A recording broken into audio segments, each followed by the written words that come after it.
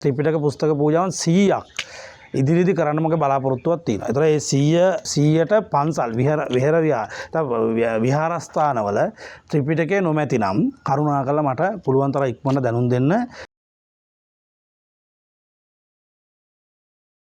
ආයුබෝවන් මම හිතන්නේ මේ පිළිබඳව ඔබ දැනුවත් කරන්න ඕන විශේෂ කාරණාවක්. ඒ තමයි ලංකාවේ 2001 වර්ෂයේදී මම ත්‍රිපිටකය පිළිබඳ හොයන්න පටන් ගන්න. එතකොට සමා වෙන්න ඕනේ 2002 වර්ෂයේ මාර්තු 15 පස්සේ ත්‍රිපිටකය ගැන හොයද්දී ලංකාවේ මට බොහෝ පන්සල් වල මම ගිහිල්ලා තිබුණා. ත්‍රිපිටකය මට මුණ ගැහුනේ නැහැ.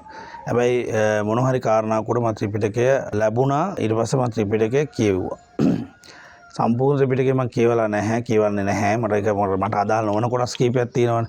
ඒව මම කියවන්නේ නැහැ. මට ඒක ස්වාමීන් වහන්සේලාගෙන් මට ඒකට අවසර දීලත් නැහැ. එතකොට මගේ පෙරගමන්කරුවෝ මහා සංඝරත්නය.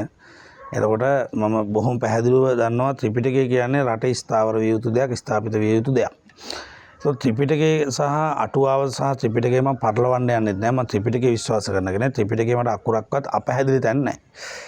එතකොට ලෞතර සම්මා සම්බුදුරජාණන් වහන්සේගේ ධර්මය භාග්‍යතුන් වහන්සේ මේ ලෝකෙට දායාද කර උතුම්ම ශ්‍රේෂ්ඨ ධර්මය ලිඛිතව තියෙන ත්‍රිපිටකය. එතකොට ත්‍රිපිටකය පිළිබඳ ප්‍රශ්න කීපයක් තියෙනවා කට්ටියට. මේ තියෙන්නේ බෞද්ධයන් මේ ත්‍රිපිටකයට කොටස් එකතු කරලා විවිධ ආදි වශයෙන් ප්‍රශ්න කීපයක් තියෙනවා. මම ඒකට උත්තර දෙන්නේ නැහැ. උත්තර දෙන්නේ නැත්තේ රාහුල ආමුදුරුවන්ගේ ඉඳලා පසු කාලීනව බිහි වෙච්ච කීප දෙනෙක් ලංකාවේ ත්‍රිපිටකය කියන්නේ මේක මහවිහාරයේදී ඒ කියන්නේ අබේගිරි විහාර පාර්ශවයේදීත් මේක සිදු වුණා. එතෙන්දි සිදුවෙච්ච හානිය දිගින් දිගට පවත්වාගෙන ඇවිල්ලා ඊට පස්සේ අපේ රාහුල හාමුදුරුවොත් ওই වැඩේ කරා. ඊට පස්සේ 1848න් පස්සේ ලංකාවේ ත්‍රිපිටක පව අලුතෙන් ලියලා සුදු ජාතිකයන්ට එංගලන්තයට අරගෙන යන්න දීලා තිනවා. එතකොට එංගලන්තයේ තියෙන ත්‍රිපිටක සම්බන්ධයෙන් අපිට ප්‍රශ්නයක් තියෙනවා. අපි ඒ පිළිබඳව වෙනම කතා කරපුවා. අපි ඒවා මේ විදිහට කතා කරන්නේ නැහැ. මම ඕන කෙනෙක් එක්ක මේ පිළිබඳව කතා කරන ත්‍රිපිටකය කියන්නේ ලංකාවේ දැනට බුද්ධ ජයන්ති ත්‍රිපිටකය. මම කතා කරන්නේ බුද්ධ ජයන්ති ත්‍රිපිටකය ගැන තමයි මම කතා කරන්නේ. එතකොට ඒක පාරිශුද්ධයි කියන මං ගාව ඕනෑ තරම් සාක්ෂි තියෙනවා. ඒ වගේම දැන් ඒ කට්ටිය ඒකේ කියනවා දැන් 이르දි පෑම සම්බන්ධයෙන් බුදුන් වහන්සේ 이르දීන් සම්බන්ධයෙන් නැත්නම් පෙළහර සම්බන්ධයෙන් දේශනා කරපු කරුණු කාරණාත් මෙයාලා බොරුයි කියලා තමයි කියන්නේ. එහෙම බොරුයි කියලා නොකියුවොත් Tamanට එන පිරිස නැති වෙනවා. මොකද ඒව කරලා පෙන්වන්න කියලා කියනවනේ. එතකොට ඒව කරලා දැන් උදාහරණයක් රහතන් වහන්සේ නමක් කොහේ හරි තැනක වැඩ ඉන්නවා නම් ඒ රහතන් වහන්සේට 이르දි පාන්න පුළුවන් වෙන තැනකට නැවතපත් වෙන්න පුළුවන්. ඒක කිසි ගැටලුවක් නැහැ. 이르දි පාන්න ඒ කියන්නේ රහත් වෙන්න පුළුවන් නම් ඊට මෙහා තියෙන දෙයක් කරන්න පුළුවන්. ඒ කියන්නේ උදාහරණයක් කිලෝමීටර් 100ක් දුවද්දි මීටර් 100 දුවන්න පුළුවන් ඒ පුද්ගලයාට. ඒ වගේ තමයි. ඒ වගේ රහතන් වහන්සේලා ලංකාවේ වැඩ ඉන්නවා නම් ඔන්න ඒකට අදාළ මේ ඒ කියන්නේ 이르දීන් කියන්නේ භාග්‍යතුන් වහන්සේ දේශනා කරපු 이르දීන් කියන්නේ මොනවද කියන සම්බන්ධයෙන් පෙරහර සම්බන්ධයෙන් මේ විශේෂයෙන් ඒ පිළිබඳ ඕන කෙනෙකුට ප්‍රායෝගිකව කරන්න පුළුවන්. ඒක අපි වෙනම කතා කරමු. එතකොට මම මේ කතා කරන්නේ ඒක නෙමෙයි. නිසා මේ රටේ හැම පන්සලකම ත්‍රිපිටකේ වැඩ ඉන්න ඕනේ. එතකොට ත්‍රිපිටකේ පොත් වහන්සලා 57ක් වැඩ ඉන්නවා. එතකොට ඒ පොත් වහන්සලා 57 නැති විහාරස්ථාන වල පූජා කිරීමේ පින්කමක් මම 2007 පටන් ගන්නවා. එතකොට මට සල්ලි නැතුව මම මේ කාරණා පටන් ගත්තේ ඇත්තටම මහා පුදුම දුකක් විඳ ඒ කාලේ ඉඳලා ත්‍රිපිටක 108ක් මම පූජා කරා මේ ලෝක සත්‍යයට යහපත පිණිස උතුම් බුද්ධ ශාසනයේ චිරස්ථිතිය පිණිස මම ඒ කරපු කුසලයේ මම මේ ලෝක සත්‍යයටම අනුමෝදන් වෙන්න කියලා ප්‍රාර්ථනා කරා හැම වෙලාවෙම.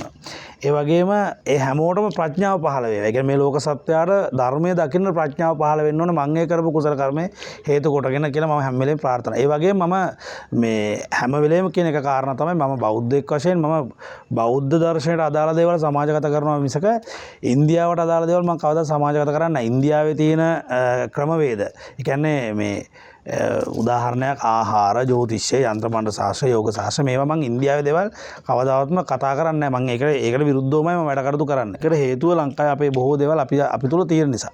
මේ ත්‍රිපිටකය කියන දේ වැදගත් වෙලා තියෙන්නේ ඉන්දියාවෙන් මේ ලංකාවට ආවත් වැඩම කරත් ධර්මය මේක වැදගත් වෙලා තියෙන මේක ඇත්තටම වැදගත් විෂයක් නිසා. එතකොට මේ භාග්‍යතුන් වහන්සේ දේශනා කරපු ධර්මය ඔයාලා දැනගත යුතුයි. ඒ උදෙසා මම සැලසුමක් හැදුවා ත්‍රිපිටකය 108කින් පස්සේ මුද්‍රණය කරන්න කියලා. ඒ මුද්‍රණය කරන්න අවශ්‍ය ආර්ථික වැඩපිළිවෙලකුත් අපි හදලා තියෙන දැනට අපිට ඒකෙන් තාම අපි බලාපොරොත්තු වෙච්ච තරමට ලාභ නැහැ. මොකද මම ඒක මිනිස්සුන්ගෙන් මුදල් ආධාර අරගෙන නෙමෙයි ඒක කරන්න උත්සාහ කරන්නේ. මංගාව තියෙන බොහෝ තෙල් බෙහෙත් වර්ග මම විකුණන්න යොදාගෙන තියෙනවා. ඒ ලැබෙන ආදායම 100%ක් ත්‍රිපිටකය මුද්‍රණය කරන සහ ධර්මයේ කටයුතු කාරණා වලටයි යොදවන්න මගේ බලාපොරොත්තු 100%ක්. හොඳේ. ඊළඟ කාරණාව තමයි අපි මම ආරාධනා කරා ලංකාවේ කවුරුන්නෝ කෙනෙක් ගාව විශේෂ දේවල් තියෙනවා නම් ඒ දේවල් කරුණා කරලා දෙන්න මම විකුණන්න. ඒක ලැබෙන ලාභය අපි ත්‍රිපිටකය මුද්‍රණය කරන්න අපේ මුදල් යොදාගමු කියන කාරණා. ඒ අතරතුර දැනට ආයතන කීපයකින් මගෙත් එක්ක කතා කරලා තියෙනවා විවිධ ඖෂධ විශේෂයෙන්ම ආයුර්වේද නිෂ්පාදන රාශියක් අපි ගාව තියෙනවා. එදමාත් පුළුවන් මේක විකුණලා නම් මේ වැඩේට දායක කරගන්න එක මම හිතන්නේ ડોක්ටර්ස්ටම 3-4 දෙනෙක් මම හිතේ කතා කරා ආයුර්වේද ડોක්ටර්ස්ලා. එතකොට මම බොහොම සතුටු වෙනවා මේ මිනිස්සු මාව විශ්වාස කරලා මගෙත් එහෙම අත්වල බැඳ ගැනීම සම්බන්ධයෙන් මම කවුද කියලා නම හෙලි කරන්නේ නැහැ. නමුත් වැදගත් මිනිස්සු. එතකොට ඒ කාරණාව ඊළඟ කාරණා තමයි සමහර රූපලාවන්‍ය නිෂ්පාදන ආයතන එතකොට සමහර විවිධ භාණ්ඩ නිෂ්පාදනය කරන ආයතන ගොඩක් කට්ටිය අපිත් එක්ක සම්බන්ධ වෙලා මේ කාරණාව කරන්න කියලා. එතකොට අපි ඒකත් එක්කම මට යම්කිසි විදියකට ත්‍රිපිටක පුස්තක පූජාවන් 100ක් කරන්න අවශ්‍ය ඉඩ ප්‍රස්තාව ලැබෙනවා. එතකොට දැන් ඒකට අදාළ විහාර මම මේක අපි වෙසක් එකත් එක්ක පටන් ගන්නවා. වෙසක් පොයට ඕන දවස් 3-4 මෙහාට පටන් ගන්න පුළුවන්. ඒ කියන්නේ අද වුණත් අපිට පුළුවන් කරන්න කිසි ගැටලුවක් නැහැ. ත්‍රිපිටක පුස්තක පූජාවන් 100ක් ඉදිරියේදී කරන්න මගේ බලාපොරොත්තුවක් තියෙනවා. ඒතර ඒ 100ට පන්සල් විහාරස්ථානවල ත්‍රිපිටකය නොමැතිනම් කරුණාකරලා මට පුළුවන් තරම් ඉක්මනට දැනුම් දෙන්න. බය වෙන්න එපා. පළවෙනි ත්‍රිපිටක පුස්තක පූජාවන් 100 කියන්නේ මේ ඊළඟට කරන ත්‍රිපිටක පුස්තක පූජාවන් 100ට ඔබට ත්‍රිපිටකය අපිට පූජා කරන්න බැරි වුණත් ඊළඟ දෙවෙනි පියවර අපි පියවර මම හිතන්නේ 10ක් ඇතුළත ත්‍රිපිටක පුස්තක පූජාවන් 1000ක් කරන්න බලාපොරොත්තුවක් තියෙනවා. ඒතකොට පළවෙනි අධීරයේදී අනිවාර්යෙන් 100ක් කරනවා.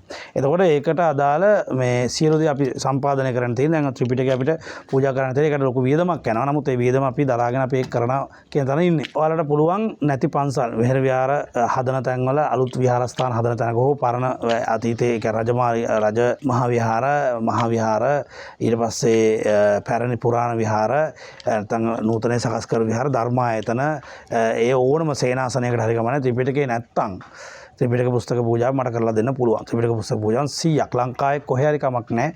හැබැයි මම ඉල්ලීමක් කරනවා. ගෞරවණීය ඉල්ලීමක් කරනවා. අපි උදාහරණයක් අපි රත්නපුර ප්‍රදේශයේ කරනවා නම් රත්නපුර ප්‍රදේශයේ අඩුමතරේ පන්සල් 5ක්වත් අපිට එකවර සම්බන්ධ කරලා දෙන්න. මොකද අපි මෙහි ඉඳලා එන්න ඕන. ලොකු වියදමක් යනවා අපිට එන්න. සාමාන්‍ය ත්‍රිපිටකය මිලදී අරගන්නවට වඩා ලොකු වියදමක් යනවා. අපිට එහෙට ඇවිල්ලා ත්‍රිපිටක පුස්තක පූජාව කරන්න. කියන්නේ රුපියල් ලක්ෂයක් නම් ත්‍රිපිටක පුස්තක පූජාවන් ටික මිලදී ගන්න රුපියල් ලක්ෂ 2.5ක් විතර යනවා. පූජාවක් ඉවර කරන්න. ඒතකොට ඒ නිසා මම ඉල්ලීමක් කරනවා පුළුවන් එකම ප්‍රදේශයේ අපිට 5ක් පන්සල් 5ක් 6ක් අපිට සම්බන්ධ කරලා දෙන්න.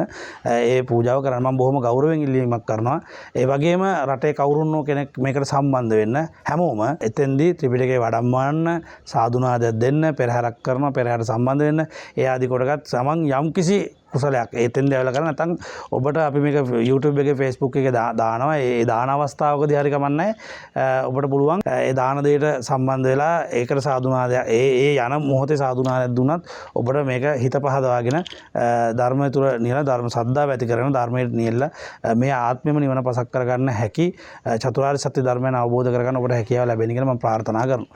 ඒ නිසා මම නැවත වතාවක් ඉල්ලීමක් කරනවා ඔබ ත්‍රිපිටකයට ආදරය කරන ධර්මයට ආදරය කරන සංඝරත්නයට ආදරය කරන පුද්ගලයෙක් නම් ඔන්න ඔබට අවස්ථාවක් තියෙනවා ඒ විහාරස්ථාන අපිට සම්බන්ධ කර දෙන්න. ඒ වගේම මම දන්න හැමෝටම කියන්නම් මේ ප්‍රසිද්ධිය කිව්වෙත් මම ඒ නිසා අපි ත්‍රිපිටක පුස්තක පූජාව පටන් ගන්නවා මේ වෙසක් එක වෙද්දි පටන් ගන්නවා. වෙසක් එකේ සිට දිගටම ත්‍රිපිටක පුස්තක පූජාව නැවත දහසක් දක්වා කරගෙන යන්න අවශ්‍ය සැලසුම් ටික හදලා තියෙන නිසා ඒකට හැමෝම සම්බන්ධ වෙන්න කියන කාරණාව තමයි ඉල්ලන්නේ. විශේෂයෙන්ම මට පන්සල් ටික සම්බන්ධ කරලා දෙන්න. එහෙනම් හැමෝටම තෙරුවන් සරණයි.